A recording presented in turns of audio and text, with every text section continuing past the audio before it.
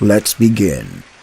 True, scary, paranormal story number 1, The Lonely Drive.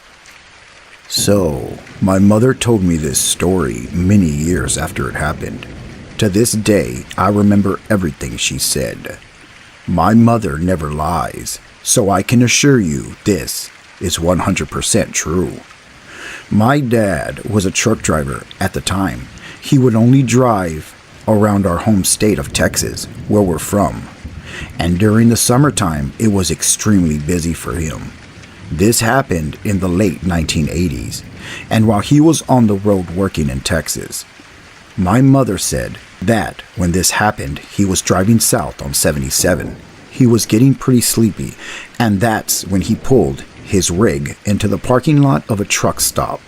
He got off of his truck and he started walking into the on-site convenience store when he noticed a young woman in her 20s. She looked really pretty and was wearing a tank top with shorts. She was also carrying something in her hands. After my father finished his business in the store, he headed back to his truck. But as he got in, he was shocked to see that the woman was sitting in the passenger seat of his truck. Again, he had no clue who this woman was or how she got past his locked door. My father never left the doors of his truck unlocked and was normally a secure person with most of his things. She just sat there staring at him, not saying a word. He wanted to walk over to the passenger side door, open it, pull her out, and leave, but for some reason he decided against it. So, my dad, against his better judgment, turned his rig on and drives off with the woman still in his passenger seat. After about 5 minutes of driving in silence, he decided to make a conversation with her. He asked her name, but again, she remained silent. As they continued down the highway, he then said that he was having lustful thoughts, and I'm sure it had been a while since he had last seen my mother. He must have thought, out there in the rural Texas roads, who would find out? That's when my father made a decision that will forever haunt him. He slowly placed his hand on her thigh, right above her knee. As soon as he touched her, the woman turned from a gorgeous young woman into some kind of monster. Her face became rugged, and her eyes were now black. A putrid stench then filled the inside of the rig. That's when this demonic creature let out a terrifying growl that sent chills through my father's body.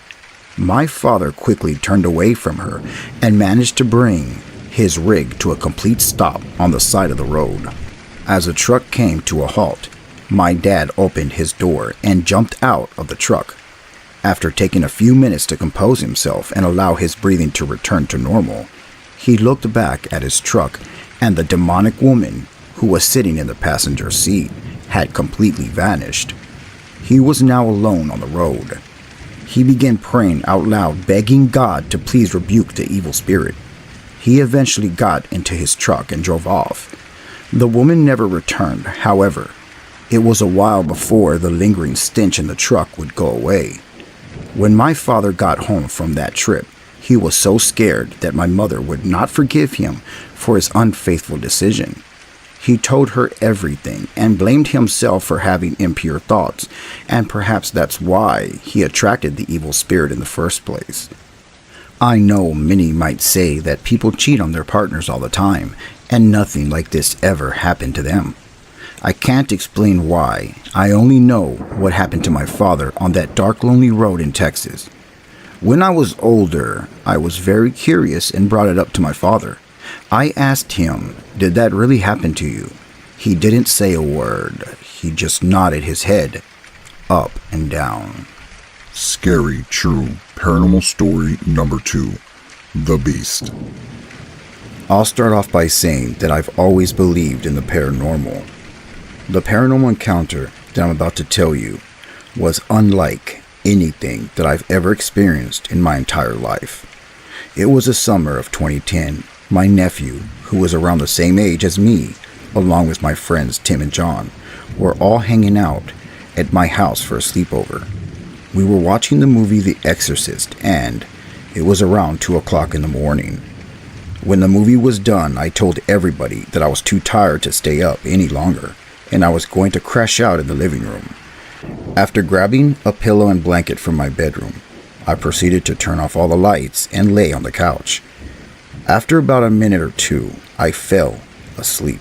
I then woke up and all the lights were on in the living room, and I asked if anyone was there. I couldn't go back to sleep with all the lights on, so I got up and looked around. What I confronted that night still gives me chills and petrifies me to this day. A dark, malevolent presence revealed itself to me. It seemed to have a half-goat, half-human appearance. The lower half was a goat body, while the middle was a human body with a goat head. Now this is where things get really scary for me. I speak, read, and write Assyrian, which is a modern-day form of ancient Aramaic, spoken by the Jews in Jesus' day. It began speaking to me in ancient Aramaic. I knew enough to recognize the dialect, but I couldn't understand what it was saying to me. The thing then pointed to my room down the hall. I began making my way towards my bedroom door. It was as if I was in a trance. When I got to my room, I opened the door. At first I saw nothing but red. Eventually, a vision of my nephew's dead corpse appeared to me. In my shock and horror, I screamed a curse word in ancient Aramaic, and to this day, I don't know what it meant, or how I was able to say it. But within seconds, I woke up in the kitchen, and all the lights were off. I was gripping a sharp object tightly in my hand. I ran into my bedroom yelling hysterically, waking up all my friends and my mother who was down the hall. After explaining to everyone what I had saw, I started shaking and crying like a frightened child. My mother, who was a deeply religious person, blessed the home after she heard my experience. I had lucid dreams before, but nothing to this extent of what happened that dark night. Scary, true, paranormal story number 3. The Roof Entity. Most of my life, I've grown up on farms up in Tennessee or living in the middle of nowhere. We were accustomed to not having access to the internet or TV, and even cell phones. I like to think of my family as the last true generation before the internet age. But honestly, it wasn't really all that bad outside of the long, boring summer days where we would be practically cooked alive out in the fields. We lived in an old Civil War cabin in the middle of nowhere in Tennessee, and it definitely produced some pretty interesting experiences. This story starts off like many normal days. It was a typical Friday night. My brothers and I were home alone, and seeing how there wasn't much to entertain us, we began playing Manhunt. Most of the time, we wanted to stay indoors as it was pitch black outside. For a bit more context, our cabin was situated on top of a steep hill that had a long winding driveway running down it. Our cabin also had a basement level. The main level was where most of the house was, and the upstairs only had my room. We also had a back deck that was elevated about 12 feet in the air, so it was really pitch black outside, and going out further than our front porch at night wasn't really something we normally did. But with what little room that we had to play with at this point, I had the bright idea to wander outside and hide on the roof to make the game more interesting. This was one of the biggest regrets in my life. At first, everything seemed fine. It was rather cold out that night, as it was nearing fall, and the weather was just starting to change. There was a slight breeze in the air. See, after a few minutes of just sitting up there on the roof, I felt that something was off. I had been practically mesmerized by the sound of crickets and other insects when I realized that all of a sudden the noises suddenly and completely stopped. This seemed very odd to me, being as naive as I was at the time. I didn't realize that this only meant something bad was going to happen. I didn't seem to hear anything aside from the slight breeze from the leaves. Then, as quickly as a silence came, an eruption of noise came from the other end of the roof. For a bit more detail, we had a metal roof at the time, making it very easy to hear when things would hit it. It sounded like something had landed on the opposite side of the roof. I looked over, but I couldn't see anything. This, of course, left me rather unnerved. My first thought was to get down from the roof before going into a full-blown panic. I remember it couldn't possibly be my brothers messing with me. They would have given up looking for me by now. I opened up the window to my bedroom and called for my brothers. They both ran up the stairs, shouting and complaining that the roof was off limits. When my oldest brother got to me, I asked him if they had been messing with me while I was on the roof. He, of course, denied this and wanted to come and investigate. So he and I slowly made our way to the middle of the roof. Everything went quiet around us once again. At this point, I was already on edge. We heard what sounded like pounding at the far end of the roof in the opposite direction of where we were standing. After what I think was about 3 sets of 6 pounding noises, it suddenly charged us. At least I think it did. It sounded like a pair of hooves stomping on the metal roof. But the only issue was we couldn't see anything. Aside from us, the entire roof was clear, but somehow we could hear these stomping footsteps. It quickly began running circles around us. I held my arms out to try and see if I could feel anything, but I couldn't.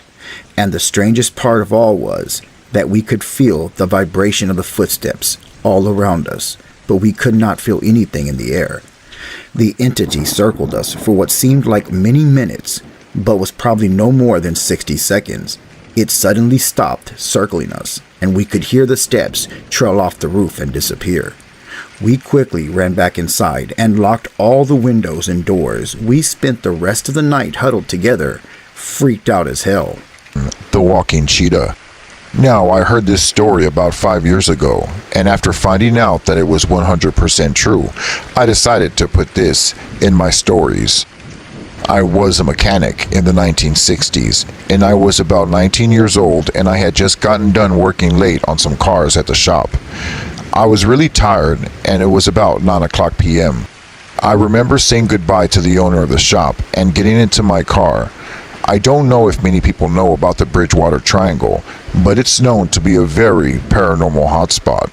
I don't live in it, but I did have to drive through it every day to and from work on one of the main highways. I remember that I was truly tired that night and I just wanted to get home. I was driving down the highway and it was surrounded by woods on both sides. It took me about 15 minutes to get home, and at this time I was already about 5 minutes into my drive when I noticed that the light above my head started flickering. I didn't pay much attention to it, and I kept driving. Then my car started shaking. I was confused. Then it completely stalled out, and I was surprised because I always kept up with my car. I pulled over to the side of the road, and I got out of the car with my flashlight in my hand, and I slowly walked over to the hood of the car and opened it. I couldn't find anything wrong with the engine. That's when I heard a noise in the woods to the left of me, but I couldn't see anything, and I started to get really scared at this point. I wanted to fix the problem and get out of there, so I got back in the car and I tried starting it again, but it didn't want to start. So I went back under the hood for a second time. As I flashed my light at the engine, trying to find where the problem was coming from, is when something huge knocked me down to the ground. I fell straight down, flat on my back. My flashlight rolled away from me, and I couldn't see anything. I just felt something on top of me. Whatever was on me was scratching me and punching my face over and over. It was also cursing at me and saying horrible things. I just remember screaming for my dear life. This thing had a musky smell. I reached over with one of my arms and tried to push it off, and with the other arm, I grabbed the flashlight and I started hitting this thing that was on me. I finally got a good look at what was on me, and what I saw terrified me to the core. It was a creature with a cheetah's face and small antlers. Its eyes were glowing red, and it was covered in black fur. It had huge claws. Just when I thought I was going to die, I saw headlights coming down the highway, and it shined right on me and the creature that was laying on top of me. This creature then stopped punching me and scratching me, and looked at the headlights. It then stood up and ran into the woods. I couldn't get off the ground. I was traumatized, and I was trying to catch my breath. I turned my head to the right, and I remember staring at the car that was parked in front of me, and a man came out of the car and walked up to me. He asked me if I was okay, and I told him that I was, and that did he get a good look at what was on me. He said that it looked like a cheetah, but all that changed when he said it ran back into the woods on its hind legs like a human. I am now 64 years old, and I would never second guess my story. It really did happen to me, and I'll never forget it. Story number 2, The Imaginary Kid. When I was about 11 years old, my dad was in the military, so we moved around a lot from place to place. I hardly ever had the chance to make friends, especially when we were constantly moving from state to state. We finally settled into a neighborhood. I would ride my bike around the block and basically would try to find something to do. One day, I was riding my bike and there was this kid that was standing on the sidewalk. Something drew me to him. I pulled my bike up to the sidewalk and he smiled and introduced himself. He said his name was Jack. We made friends very quickly. I asked him where he lived and he pointed to the house right behind him and he told me that's where he lived. It was a really big house and it looked really old and Victorian-like. He lived about 10 or 11 houses away from my house. I started going over to his house a lot and we would always play outside. He would never let me inside his house.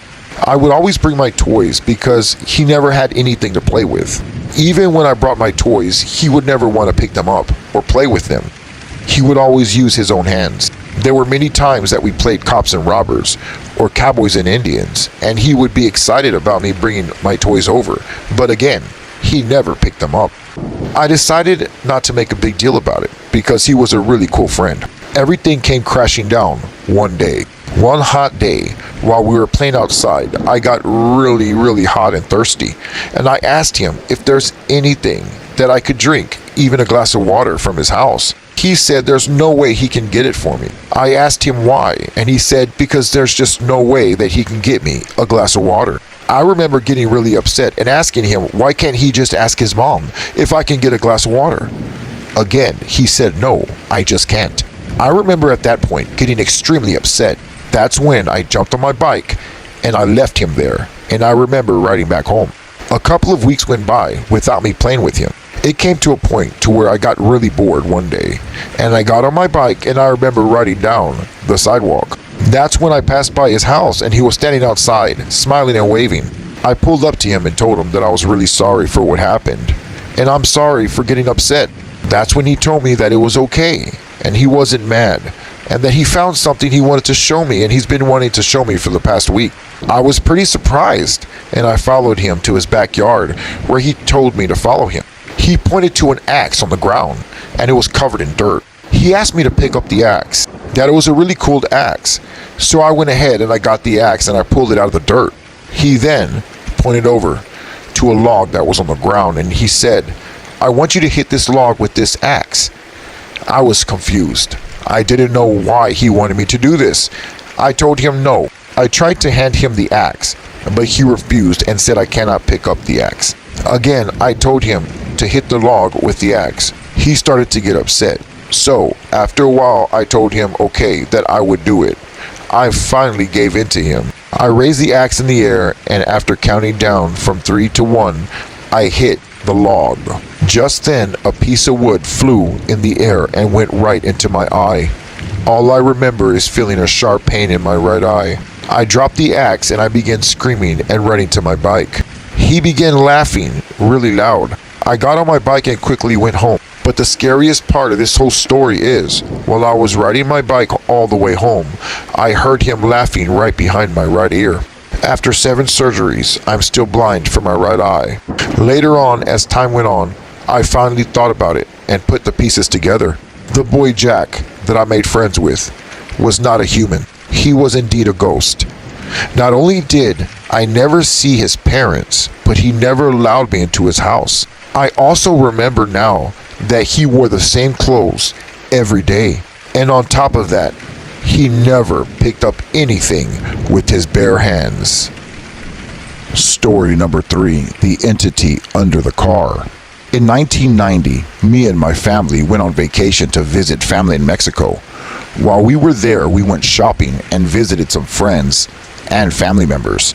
We spent about 4 days over there, and we were finally heading back to Texas.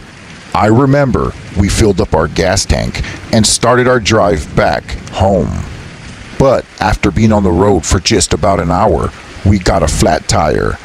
Luckily, we had a spare in the back. So after fixing the tire, we continued on our way back home. But after another hour, we got a second flat. That's when we had to drive on this flat until we finally made it to a tire shop. As soon as we made it into the tire shop, our car completely stalled out. It did not want to start. My dad got off the car and went into the tire shop to ask them to please fix our car. When we came back out of the tire shop, there was an old man smoking a cigar sitting outside in a chair. He told my dad there's something he really needed to tell him. Skeptical, my dad and I wanted to hear what the man had to say. The old man said that there's a demon hanging under our car and that it was looking right at us. I remember getting chills all over my body. The old man said that there's a reason why our car was breaking down, that we must have bought something and it was haunting us, and it was probably cursed. So me and my dad went back to the car. We opened the trunk of the car, and that's when my dad pulled out an old hat that we had bought from a woman on the side of the road. When my dad looked closely at the hat, he noticed that there was dried blood inside of the hat. We quickly threw the hat away in the trash. After doing that, we had no more problems on our way back home. To this day, I think that that hat was cursed because someone must have died in it. And that's the reason why there was a demon following us the whole way. It wasn't until we threw away that hat that we were able to make it safely back home to Texas.